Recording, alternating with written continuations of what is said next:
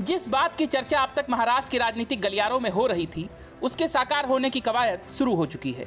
उद्धव ठाकरे को बड़ा झटका देने के लिए उप मुख्यमंत्री देवेंद्र फडणवीस ने राज ठाकरे से मुलाकात की है और बताया जा रहा है कि जल्द ही उनके बेटे को कैबिनेट में शामिल करने का ऐलान किया जा सकता है। गौरतलब है कि महाराष्ट्र में नई सरकार के गठन के बाद महाराष्ट्र नवनिर्माण सेना एमएनएस की भूमिका को लेकर कई तरह की चर्चाएं हो रही हैं। इसी सिलसिले में उप मुख्यमंत्री देवेंद्र फडणवीस मुंबई में राज ठाकरे के घर उनसे मिलने के लिए पहुंचे। इससे पहले खबर आई थी कि भाजपा उद्धव ठाकरे गुट की शिवसेना को कड़ा संदेश देने के लिए एमएनएस को भी शिंदे की कैबिनेट में शामिल करेगी और राज ठाकरे के बेटे अमित सरकार को मंत्री बनाएगी। बता दें कि फ्लोर टेस्ट और स्पीकर के चुनाव के दौरान एमएनएस के इकलौते विधायक ने बीजेपी शिंदे गुट वाली शिवसेना के समर्थन में वोट किया था। इससे पहले दोनों नेताओं की मुलाकात होने वाली थी, लेकिन किन्हीं कारणों से इसे टाल दिया गया था। पर आखिरकार दोनों की मुलाकात हुई और अब इस मुलाकात के कई सियासी मायने निकाले जा रहे हैं। हालांकि उद्धव ठाकरे ने 18 जुलाई को होने वाले राष्ट्रपति चुनाव में एनडीए उम्मीदवार द्रौपदी मुर्मू का समर्थन करके शिवसेना में बगावत और भाजपा के साथ अदावत को कम करने की कोशिश की है, पर उसके बाद भी उनकी मुश्किलें कम नहीं हो रही हैं।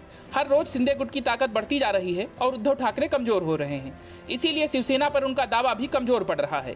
गौरतलब है कि एकनाथ शिंदे ने महाराष्ट्र की राजनीति में उद्धव ठाकरे के खिलाफ सीधा स्टैंड लिया था, जिसके कारण उद्धव ठाकरे को सत्ता से हटना पड़ा, क्योंकि शिंदे और उनके साथ 40 विधायकों ने महाविकास अघाड़ी की सरकार के खिलाफ बाकी तेवर अपना लिए। शिंदे गुट का कहना है कि वो बाला साहब ठाकरे के हिंदुत्व को आगे बढ़ाएंगे। इसके बाद राज्य में बागी शिवसेना विधायकों और भाजपा ने मिलकर सरकार बनाई। शिवसेना विधायक एकनाथ शिंदे मुख्यमंत्री और भाजपा नेता देवेंद्र फडणवीस उप मुख्यमंत्री बने और अब लोगों को कैबिनेट विस्तार का इंतजार है। गौरतलब है कि एक अकेले मन से विधायक ने राज्य में सत्ता परिवर्तन के दौरान राज्य विधानसभा में शिंदे फडणवीस सरकार के पक्ष में मतदान किया था। इसके बाद से ही मनसे को राज्य मंत्रिमंडल में शामिल किए जाने की चर्चाएं शुरू हो गई थी। कहा गया था कि मनसे को 2 मंत्री पद दिए जाएंगे, लेकिन मनसे ने इस पर कोई टिप्पणी नहीं की थी। अब अमित ठाकरे का नाम सामने आने के बाद इस बात का खुलासा हुआ है।